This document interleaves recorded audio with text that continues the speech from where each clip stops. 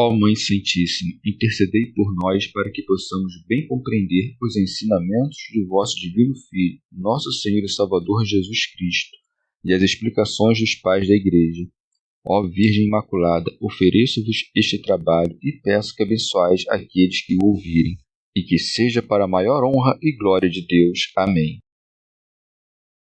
Senhor onipotente, purificai o meu coração e os meus lábios. Vós, que purificastes os lábios do profeta Isaías com carvão em brasa, e dignai-vos, por tal modo, purificar-me com a vossa misericórdia, para que possa dignamente anunciar o vosso santo Evangelho. Por Jesus Cristo nosso Senhor. Amém. Senhor, abençoai-me. Que o Senhor resida no meu coração e nos meus lábios, para que anuncie digna e convenientemente o seu Evangelho. Amém. Evangelho de Nosso Senhor Jesus Cristo, segundo São João. A mulher adúltera. Jesus foi para o Monte das Oliveiras. Antes do nascer do sol, já se achava outra vez no templo. Todo o povo vinha a ele e, sentando-se, os ensinava. Os escribas e os fariseus trazem então uma mulher surpreendida em adultério e, colocando-a no meio, dizem-lhe: Mestre, esta mulher foi surpreendida em flagrante delito de adultério. Na lei, Moisés nos ordena apedrejar tais mulheres. Tu, pois, que dizes? Eles assim diziam para pô-lo à prova, a fim de terem matéria para acusá-lo. Mas Jesus, inclinando-se, escrevia na terra com o dedo. Como persistissem em interrogá-lo, ergueu-se e lhes disse: Quem dentre vós estiver sem pecado, seja o primeiro a lhe atirar uma pedra. Inclinando-se de novo, escrevia no chão. Eles, porém, ouvindo isso, saíram um após o outro, a começar pelos mais velhos. E ele ficou sozinho, e a mulher permanecia lá no meio. Então, erguendo-se, Jesus lhe disse: Mulher, onde estão eles? Ninguém te condenou? Disse ela: Ninguém, Senhor. Disse então Jesus: Nem eu te condeno. Vai, e de agora em diante não peques mais. Comentários dos Pais da Igreja. Alcuíno. O Senhor, em particular, pouco antes de sua paixão, tinha o costume de pregar a palavra de Deus durante o dia no templo que havia em Jerusalém, acompanhando a sua pregação com sinais e milagres. Quando chegava a tarde, ia a Betânia, hospedando-se na casa de Lázaro e seus irmãos, de onde voltava na manhã seguinte para a mesma atividade. Como estivera ocupado no último dia da festa dos tabernáculos com a pregação, à tarde foi para o Monte das Oliveiras. É o que é dito: Jesus foi para o Monte das Oliveiras. Santo Agostinho. Onde convinha a Jesus pregar, senão no Monte das Oliveiras, no momento da unção, no Monte do Crisma? O nome Cristo deriva de crisma, e crisma, em grego, quer dizer unção. Alcuíno. A unção de azeite costuma ser feita aos cansados e serve de alívio aos que padecem dores em seus membros.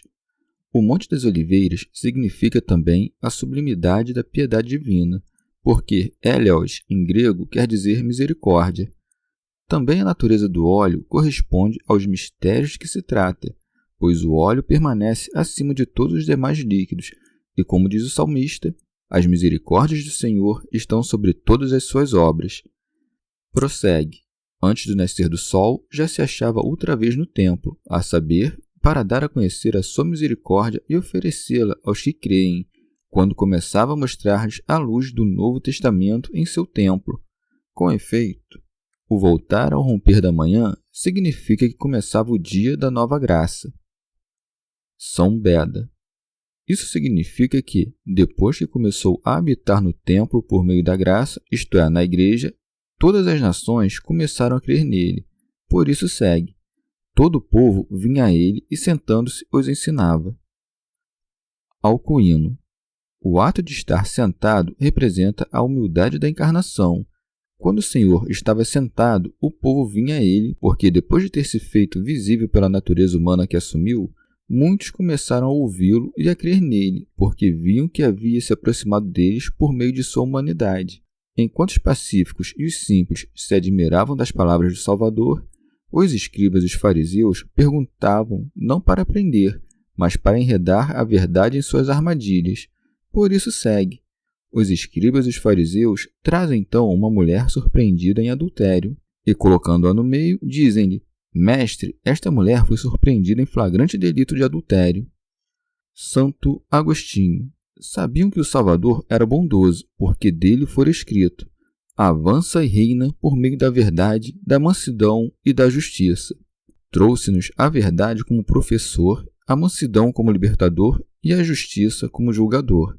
Quando falava, a verdade era conhecida.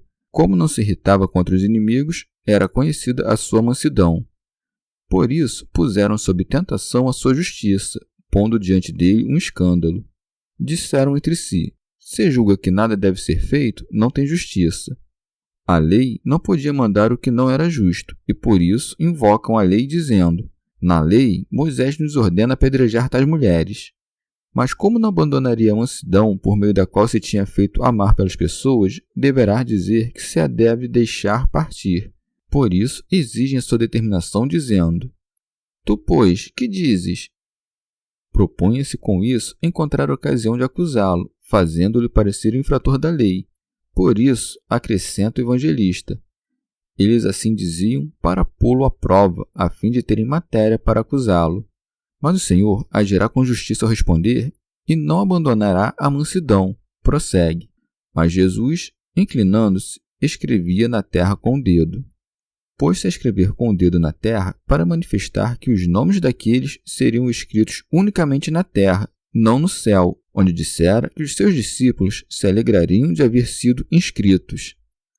Pode-se dizer também que, humilhando-se, como demonstrava pela inclinação de sua cabeça, fazia sinais na terra, ou que já era tempo de que a sua lei se escrevesse na terra e frutificasse, e não na pedra estéril, como antes.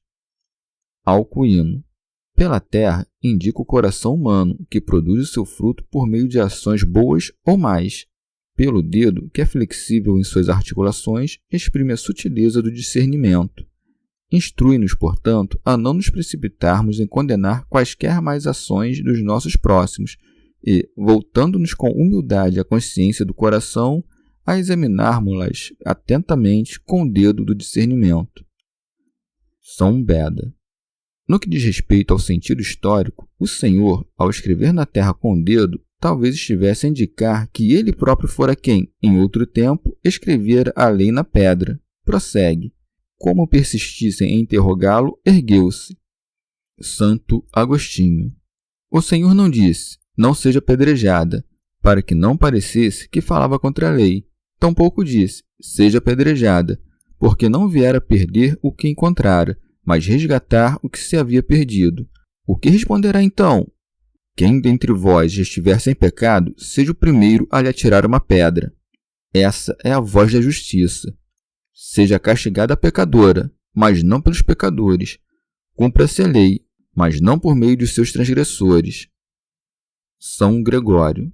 Quem não se julga a si mesmo antes, não sabe julgar o outro com retidão, e se o sabe, apenas por ouvir dizer, não poderá julgar com retidão os méritos alheios, porque a consciência da sua própria inocência não lhe fornece a regra do julgamento.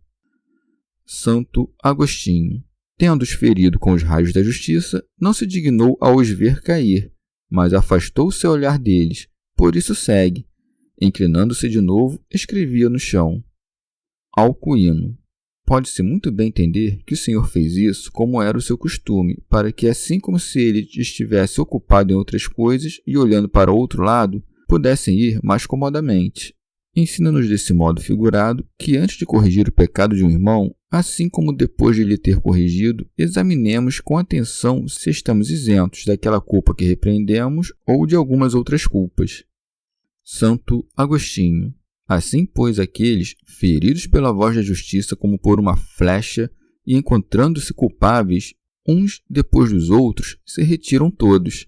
E isso é o que diz em seguida. Eles, porém, ouvindo isso, saíram um após o outro, a começar pelos mais velhos.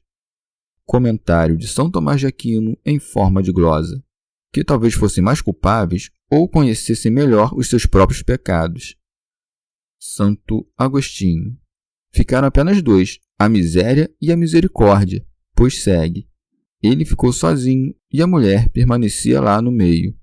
Creio que aquela mulher estivesse assustada, pois esperava ser punida por aquele em quem não se podia encontrar culpa alguma.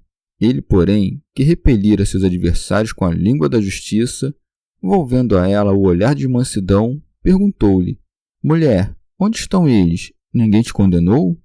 Disse ela: Ninguém, Senhor. Ouvimos acima a voz da justiça. Ouçamos agora a voz da mansidão. Então Jesus disse: Nem eu te condeno. Nem eu, por quem temias ser condenada, pois em mim não encontraste pecado. Como então, Senhor?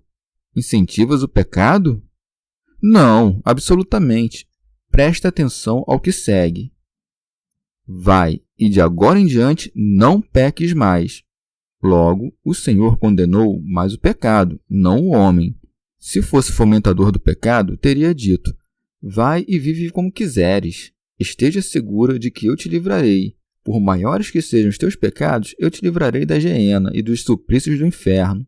Não é isso que diz. Prestem atenção, pois, os que amam a mansidão do Senhor e temam a sua verdade, porque o Senhor é, a um só tempo, doce e reto. Chegamos ao fim de mais um dia de comentários da Catena Áurea.